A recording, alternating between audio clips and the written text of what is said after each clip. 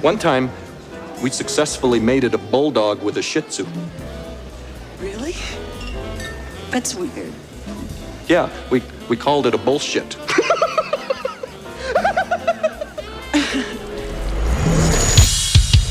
Okay, is this guy just making it up as he goes? Yep. Is it all BS? Yep.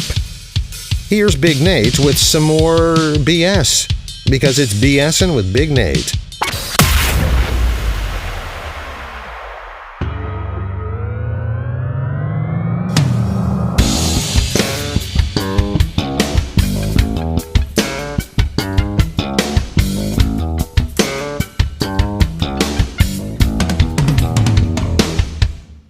The rain falls down this Louisiana town. Lust in his eyes, want it all on a double down. House needs a win, here we go again. Shuffle up a shoe and meet me in the back room.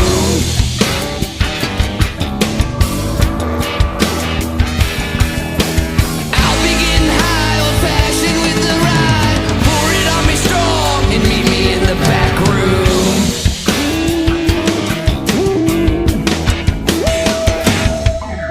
Lady luck is blowing on my dice. I couldn't get enough, so I had to blow them twice. Eyes like a snake, the time is getting late. I see her rolling over, gonna take me to the back room.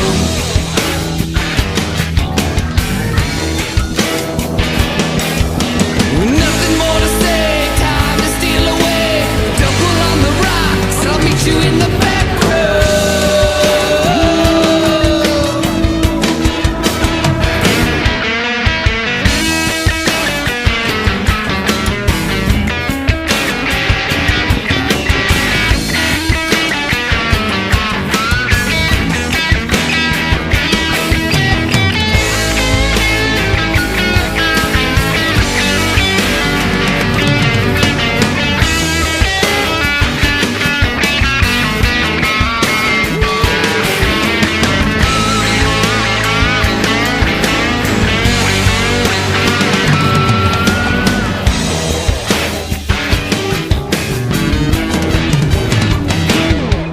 She was working me over when the lock spun around. I thought her old man was out on the town. Hands on the floor, he's opening the door. Tried to get it on, but he caught us in the back room.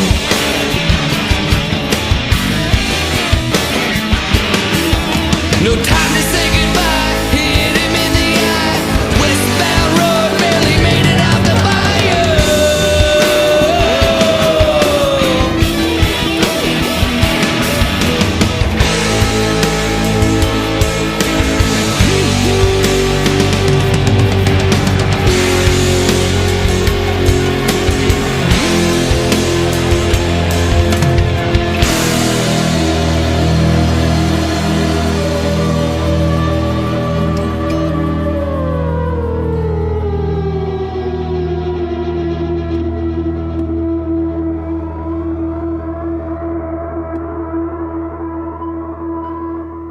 That was Glostik Willy, back room here on another edition of BS with Big Nate. You know what we do? Play a tune, talk to the musician. I am joined today by JMO of Glostik Willy. That's right. Pleasure to be here. Thank you, Big Nate. I'm thrilled to have you. First and foremost, I got to ask, how are you doing today? Doing really good. I woke up about an hour ago, 4 p.m. So my day's just getting started. That is not too bad. So I guess we'll start with this because it's the first thing out of the gate is that single back room. Came out what, 2 weeks ago? Yeah, roughly 2-3 weeks. How has reception been to that track in your eyes? Really, the fans love it. It's something different than the other singles that we've been releasing. So I think that they've really just gravitated towards it. And It gives them something different. That's not the same old glow stick track they were expecting. No, I'm a big fan of the track. I've got to ask, and this is something I've been noticing when I've been talking to musicians throughout the past few months. How long have you guys actually had that track in your catalog? Well, we wrote that song on tour. I remember in the back of the car writing that tune, probably about 3 years ago. So it was we were down in Louisiana, down in Lake Charles, and I walked out of this casino and it was just pouring down rain. I remember running through this monsoon with my acoustic guitar, like trying not to get it wet. And I jumped in there and I said, guys, I had the craziest night, man. And then I just started writing that song in the back seat, and it's been on there ever since. Well, I'm going to cross that question off the list because you already identified the town in Louisiana. Oh, yeah. So this one, something you and I were kind of talking about off air, and something I've noticed is it's a little bit different. There's kind of it's got a swampy feel. Yeah. For lack of a better word, which is really fitting with the whole Louisiana. So how did you guys approach this one? It was it kind of just wrote itself, all I had when I wrote it was an acoustic guitar in the back seat. And I think on that, it was like a 46-day tour, and we wrote probably 6 or 7 songs. Just so I had that acoustic, and I started with that boom, ba ba boom, and it just kind of went there. But then when you add Ralph and Buddha on top of that, then it just gets, you get that slap bass and that real dirty raw drums. And yeah, it kind of just, I think being down in that region, that vibe just kind of reflected itself right through the music. No, I think you're absolutely right. So I want to talk about Glostik Willy's sound, but I want to put that on pause for a second. I want to talk about how you guys kind of came to existence. Yeah. Well, me and my brother Ralph, he's the drummer. Our parents got us started on, we always wanted to play music. So we were always begging our parents for gear and, hey, let us play music, drive us to this gig. So me and Ralph have been playing our whole lives together. And then about 6th grade band class, we met Buddha. And I remember that day we just started our band. I said, "Oh man, hey, I got a brother. He's a drummer. You play guitar, I play guitar." And then we just kind of started the band that day, and we never stopped. Here we are almost 20 years later, still doing it.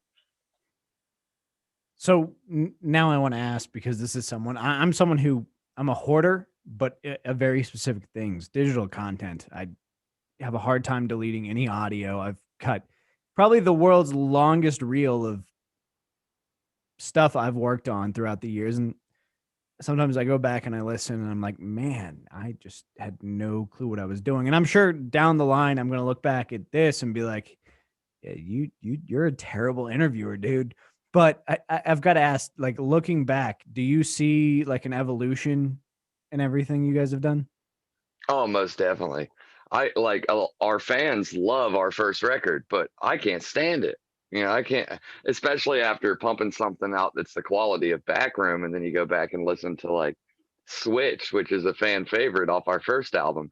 But we, like you said, you look back on it, you're like, I was terrible, man. And what were we terrible at? We weren't necessarily terrible at playing or writing, because we wrote some really good stuff, but we were terrible at the recording process. And that's what we didn't understand, is like, you don't care if it sounds, we always were gung-ho on this. Well, we want to be able to reproduce it live. We want to be able to recreate it live. Well, that's not how you should approach things in the studio.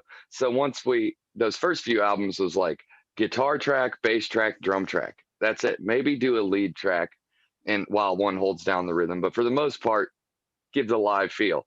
And this new record, it's like, no, let's go in and let's lay 100 tracks. And let's bring in this guy and that guy and these instruments. And who cares if we can recreate it live? Let's try to make the best possible studio record. Something that I started looking back on it and looking at my stuff. And the thing I wasn't happy with our band was that I grew up listening to all these records that were really influential to me and like really pushed me down a path.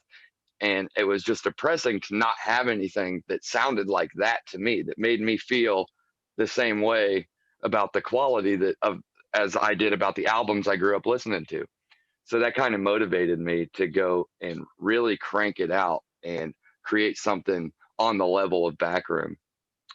So That's an interesting mindset. That's something that kind of sticks out to me. Something that, as a music fan, someone who's about as musically talented as a Stone, to me, I think it's important, and I definitely think there's an evolution. I don't think you guys, from what I've seen on Spotify, there's nothing I'm like, yeah, this is just terrible. They have no idea what they're doing. It's all very solid material, but there's a lot of different aspects of it that I really like, and I kind of see the evolution. I haven't gone, all the way back, kind of just hitting the Spotify hits, if you will. But something that's worth noting is with this mentality of let's do 100 tracks, let's make it as big as possible. People are maybe going to see you live once a year, twice a year, 3 times a year, but they're taking that record home. They're listening to it at home. And that association of, and I definitely have memories where there have been albums that I've seen and it's like very obvious that the musician was trying to match it live. Didn't go so hot. Not necessarily albums that I'm big fans of, but there are bands that I really admire who have put out these great produced albums, and the live shows are some of the best memories I've had. And the live show didn't necessarily match the record. It's that passion, that memory, that association, that feeling you get. Live music's much like watching a movie. You're willing to suspend disbelief to a certain extent. That's right. And like you said, a lot of bands, you go and see them live and they'll go out 10 times crazier than they ever did on the studio record. But if you were listening to that live, it's not really, it doesn't hit you the same as the studio record if you're listening to it at home. It's us being there. It's the experience. It's, those the 20-minute guitar solo can work at a live gig, but it doesn't always work on a studio record. So yeah, and Glowstick is completely different live than even the albums that we made sound live. They didn't sound like us live. It just sounded like, and you're rushed. And that's the other thing when you're buying studio time. Some of these studios, you're paying a fortune per hour. So you're in there and you're trying to rush yourself. I need to get this done quick because every hour I'm sitting here and I haven't got this done is costing me an extra $120, and we're broke. We're a band. Yeah. Let's be honest. Nobody's making money. And that's not a fair way to have to record a record either, though. The studio time concept, that drives me nuts because you're always kind of under that gun, and the creative process is what it is. Shit, it took, and this is a terrible example, but I just want to bring it up because I don't get to talk about it often. Guns N' Roses took how long on Chinese Democracy? Right. Exactly. Years. I think it's 10 years or more. And granted, not a great album, but they took their time and considered everything. Axl probably doesn't need to be singing over half the things he sang over, but that's Tool. That's another fine example. Fear Inoculum, it was 2006, 10,000 Days hit. And then it was 2019, 2018 that we got Fear Inoculum. Yeah. And that's a long considered gap, and their process works. So you can't rush creativity. I really hate that. But no, and that's what we did with this one was, all the other ones were expensive studios. And then we went to our buddies that has a studio in his basement, and we went in there. It's the best quality we've ever heard. And, he would hand us invoices, and then it'd be a real fat and normal studio payment. And then it'd say 80% discounted, because he's our friend. He's been with us forever. He's on the road crew and everything. So it took us 2-3 years now. I think 3. We're going on 3 years to record this album and get it out the door. But we if we weren't happy with it, we just delete everything we did that day, and then come back the next day. And then some days we just spend having fun and partying in the studio and not record anything. Yeah, and I think it's important to have that freedom. I think it's important to the process. Yeah, most definitely is. And it gave us a chance to be able to get creative. And Ralph came in and one day, and he had been out in the car for sleeping for a few hours, and he comes in and we've got a flute player in the booth, and he's like, "What are you guys doing?" And we're like, "We just been in there partying with this old guy, and we got him playing flute on everything, and now we got these." He comes in, we got 3 sax players and a sock of quarters. We took all the change out of our car that we could find and put it in a baseball sock, and then was like, "Put 3 mics on this sock full of change." And Ralph, here's your instrument. Go in there and figure it out. Figure out how to play a sock full of change, bro. So, you've brought me once again, like a natural segue. I've seen kind of everywhere online Glostik Willy called hippie metal. To me, it feels like the next logical step from King Crimson. Are you a King Crimson fan? Yeah, and everybody, a lot of people relate us to like King Crimson and Primus and bands like that really don't fit the mold of a genre, because like Glowstick Willie is everything. Good music to us, good music comes in all forms. Our playlist is ridiculous, and I hate it. I would hate to be in a box to be like, I'm a rock band. I can't write and release and record a country album, but I can, because who's to say good music has to fit in a certain type of box? It doesn't. And that's what I hate about a lot of bands, is that they probably are so musically talented that they could play anything, but they don't, because it's bad for their brand. Well, our brand is just, it's hippie metal. You never know what you're going to get. I mean, you could have a Big Mac, or you could have a great steak. Maybe the steak's not made the same each time. Maybe sometimes the steak's ribs. Yeah, I kind of, it's amazing the way popular rock music kind of rolls, and then these bands find their comfort zone, and then they just stay in it. That's not to say that they aren't working musicians and they aren't important, but to a certain extent, that's got to get exhausting. That becomes like working a customer service job, because you are there to serve the customer. And it's terrible to refer to fans as customers, but you're kind of just putting out that same thing every time, and you can't sincerely believe that every time. Right. That's true. And you're locking yourself into one type of fan. One fan has one preference of music, and that's not cool to me either, because we have people who gravitated towards our country style tunes and our bluegrass stuff, and then only people who love the heavy stuff, and also people who love the intense jam band 20-minute jams, crazy shreds, all that. So you find a way to cater to all those people in one set. And I think that that's what we wanted to do with the album Hippie Metal, which Backroom's off of, is kind of embody what hippie metal is, and make an album that you get both of those vibes. It's like split in two. When we do the vinyl, we want to do the hippie side and the metal side, to where there's 12-minute crazy instrumental based jams, and then you've got your normal structured rock songs that are good hooks and stuff. And yeah, it's fun. It's fun to be able to have the freedom to kind of just play whatever you want to play. So there's something else I want to ask about. You speak of catering to the fans, kind of having that fun. There's actually a commercial on your Facebook page. Yep. Call it a commercial for the Twitch channel. Right. What has that experience been like? Because there are a lot of bands I've talked to who've kind of shown reticence and been like, no, live shows are coming back. I don't want to jump on this virtual thing. I think it's important. Actually, there was a virtual concert that is what inspired me to start this podcast and then this video cast. It was March 13th of last year. I remember because it was a Friday the 13th. This band I follow, they're called the Jasons. They're out of West Virginia. Their whole shtick is they all dress up like... Yeah, they all dress like Jason. Yeah. Yeah, So I've heard of the Jasons. And their Friday the 13th show got canceled. They went home back to West Virginia, drove to their basement, and did this show that ended up getting shut down by the cops. And I thought, okay, if this pandemic becomes a real thing, these live streams are going to be kind of a way. And it's something where if you do it right, and I think you guys are, it doesn't necessarily fill that void because you're not live and in front of your crowd, but it gives you a chance to play the music, get out there, and It does fill Also, the void though.